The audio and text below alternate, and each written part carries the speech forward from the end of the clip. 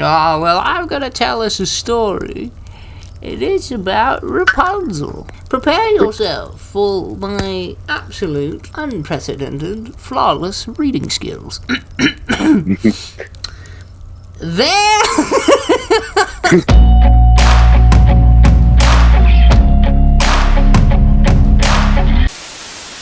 There once lived a man and his wife who had long wished for a child, but in vain.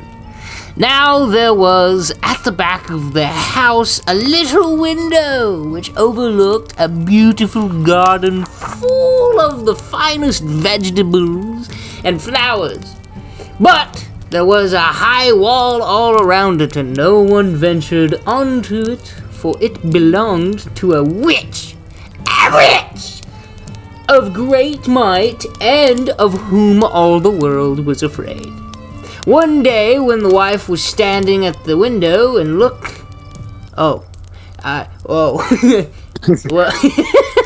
the word cut off. I go, shut up, you cunt! Looking into the garden, she saw a bed filled with the finest rampion. What the fuck is that? Rampion? What is rampion? Alright. And it looked so fresh and green that she began to wish for some, and at length she longed for it greatly. This went on for days, and as she knew she could not get the rampion... Alright, I'm googling rampion before I continue on with this story. Hang on. What is rampion? Here's the definition of rampion. A Eurasian plant of the bellflower family, some kinds of which have a root that can be eaten in salads. It's okay, so it's a little purple flower, apparently. Alright. Filled with the finest rampion, look at green, blah, blah, blah, blah, blah. This went on for days, and she knew she could not get the rampion. She pined away, and grew pale and miserable. Then the man was uneasy and asked, "What is of the matter, dear wife?" And she responded with, "Ow!" Answered she, "I shall die unless I can have some of that rampion to eat that grows in the garden at the back of our house." The man, who loved her very much, thought to himself, rather than my wife...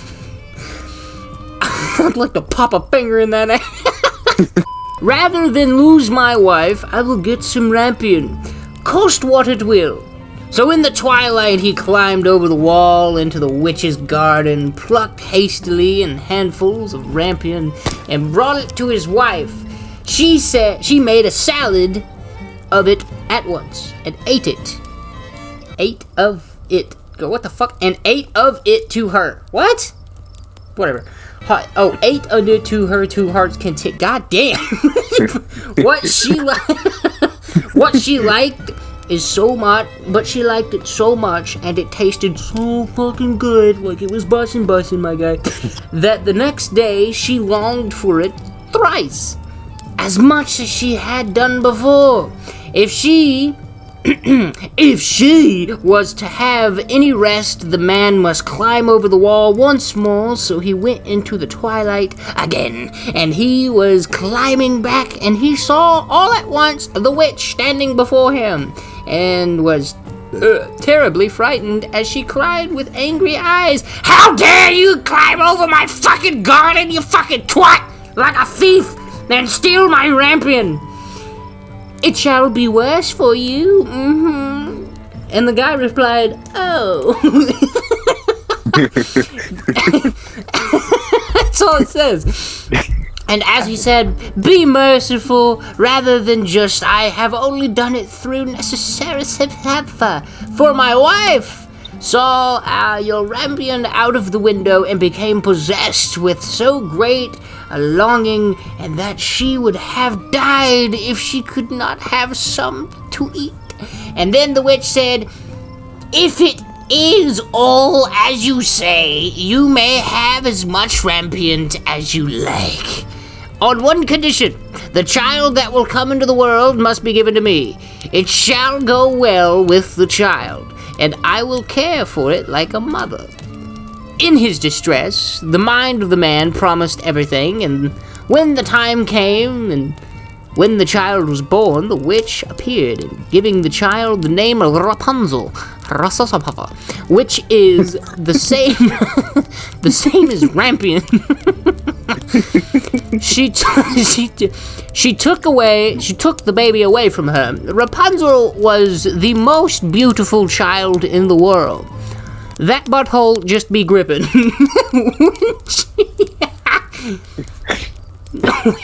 Alright, when she was 12 years old, the witch shut her up in a tower in the midst of the woods and had it neither steps nor doors.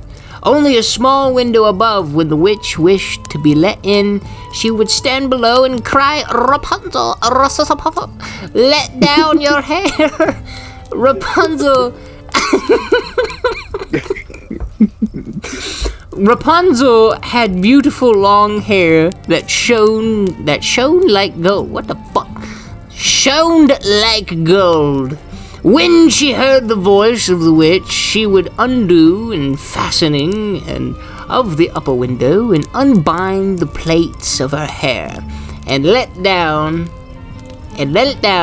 12 eel elbow. 20 elbows. What? And then the witch would climb up to it, and after they had lived thus a few years, it happened that as the king's son was riding through the woods, he came to the tower, and as he drew near, he heard a voice singing so sweetly that he stood and still listened. It was Rapunzel, in her loneliness, trying to pass away the time with sweet songs. The king's son wished to go into her, and sought to find a door in the tower, but there was none. So he rode home, but the song had entered into his heart, and every day he went into the woods and listened to it again. Once he was standing there under the tree, he saw the witch come up and listened while she called out, "Oh, Rapunzel, Rapunzel, let down your hair." Then he saw how Rapunzel let down her long tresses, and how the witch climbed up to them and went into her. And he said to himself, I gotta get some of that pussy. Since that is the ladder, I will climb it and let me turn the page, and seek my fortune, which is that nice, tight pussy. And the next day, as it is to begin, grow to dusk, and he to the tower and cried, "Oh, Rapunzel, oh, Rapunzel, let down your hair." And she let down her hair, and the king's son climbed up it. Rapunzel was greatly terrified when she saw the man and had come into her, for she had never seen one before. But the king's son began speaking so kindly to her and told her how big his cock was. No. and told her her singing had entered into his heart, so that he could enter her puss. That's also not part of the line, but it would have been so much better if it was. So that he has no peace until he had seen her herself. Then Rapunzel forgot her terror, and when he asked her to take him to her husband, and she saw that he was so young and beautiful, she thought to herself, I certainly like him much better than the old Mother Gothel. And she put her hand into her head, saying, I would willingly go with you, but I do not know how I shall get out. Then, when you come, bring each time a silken rope, and I will make a ladder. And when it is quite ready, I will go down by it out of the tower, and you shall take me away on your horse. They agreed. I don't know why my mind went blank. They agreed that he should come to her every evening, as the old woman came in the daytime. So the witch knew nothing of all this until once Rapunzel said to her, unwittingly, Mother Gothel, how is it that you climb up here so slowly, and the king's son is with me in the moment? "Oh, wicked child," cried the witch, "what is this I hear? I thought I had hidden you from the world, you fucking bitch, and now you have to now you have betrayed me." In her anger, she seized Rapunzel by her beautiful hair, struck her several times, goddamn, with her left... Oh, she gave him a left hook. It says right here. It says right here. Yep, that's what the manuscript says. It says struck it several times with her left hand. So it was some mean left jabs. And then grasping a pair of shears on her right, snip, snap, the beautiful locks lay on the ground. And she was so hard-hearted that she took Rapunzel and put her in a waste and desert place. Oh, where she lived in great woe and misery. The same day on which she took Rapunzel away, she went back to the tower in the evening and made fast and severed locks of hair to the window.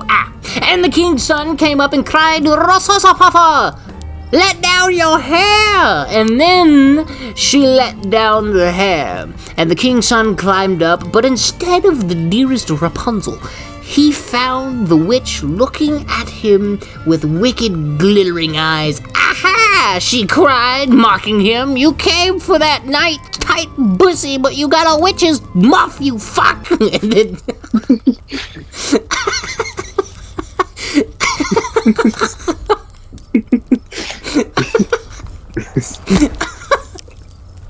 Oh, gee.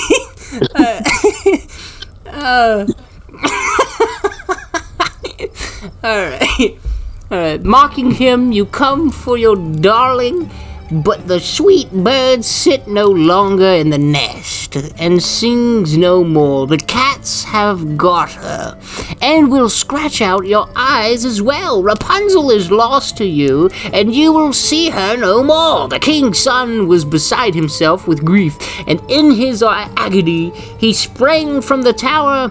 He escaped with life, but the thorns on which he fell put out his eyes. Oh. Then he wandered blind through the woods, eating nothing but roots and berries, and doing nothing but lament and weep for the loss of his dearest wife. So he wandered several years in misery, until at last he came to the desert place where Rapunzel lived with her twin children. What? Yeah. That was fast.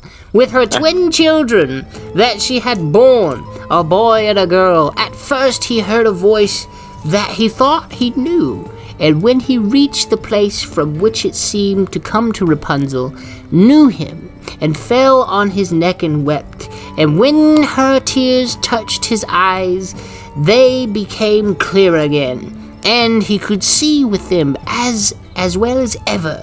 Then he took her to his kingdom, where he was received with great joy, and there they lived long and happily. The end. That was a very uneventful ending, if I must say. I know. I was expecting somebody to die, get stabbed or something. You know, can I just point out the guy's sheer will to get some puss? I know. Yeah. Speaking of, if she's locked in a tower in the desert, how is she pregnant? I see. That's what I'm thinking. She's a whore. It's either that or Mother Gothel is not Mother Gothel at all. It's Daddy Gothel.